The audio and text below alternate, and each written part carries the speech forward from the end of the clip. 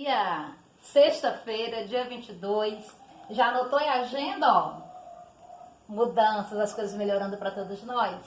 Para os 49 a 54, nosso tema é verbo de ligação e predicativo do sujeito.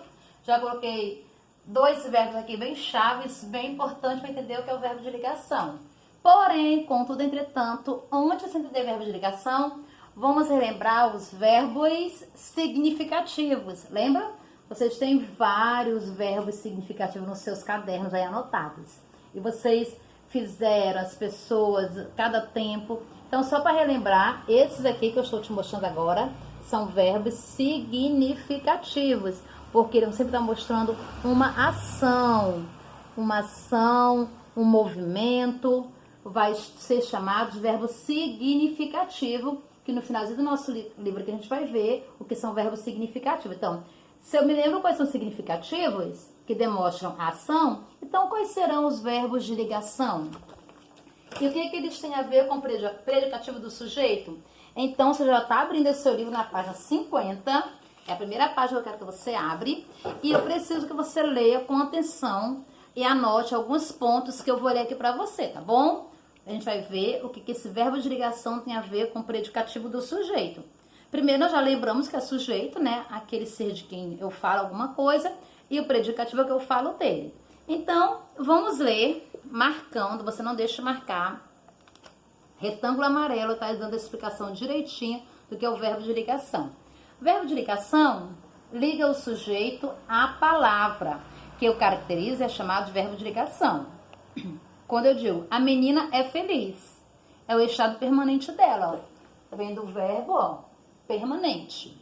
Então, a menina é o meu sujeito.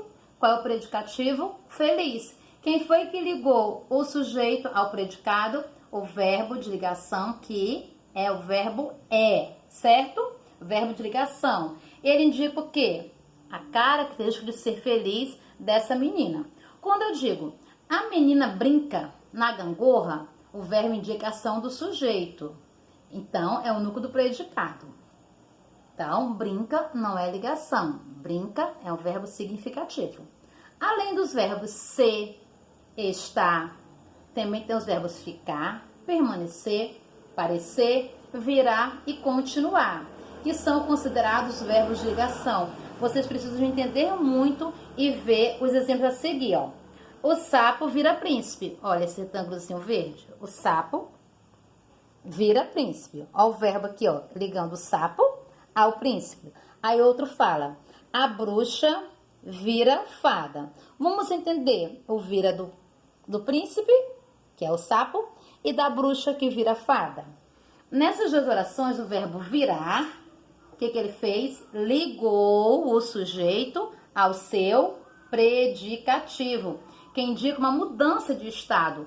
Ele era sapo e agora ele virou príncipe. Então, para você entender na sua cabecinha aí, na sua cacholinha, que você às vezes confunde um pouquinho, o que é o verbo de ligação? É o verbo que vai mostrar uma mudança de estado. Era uma coisa, agora é outra coisa. No entanto, é necessário ficar atento, pois verbos como virar podem, em outras questões, desempenhar a função de sujeito. Aí ele está dizendo para vocês, quando eu digo assim, ó, a diferença, é muito importante analisar isso, ó. O sapo virou-se. É uma ação dele. Ele virou-se para o lado, virou-se para baixo, virou-se para cima. Ele não se transformou em nada. Então, no virou-se, ele é verbo significativo e não verbo de ligação. Quando eu digo a bruxa riu, virou-se e foi embora.